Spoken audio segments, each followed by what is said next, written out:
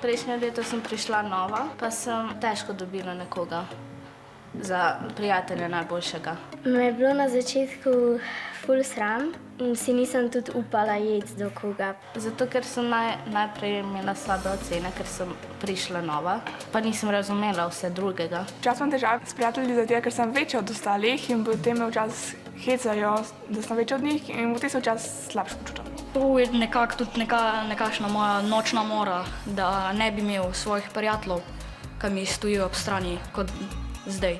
Prijatelja ni tako težko najti, skregati se je lažje. No, jaz cenim pri prijatelju, da je iskren, da pove na primer svoja čustva. Všeč mi je, da mora tiste stvari kaj jaz.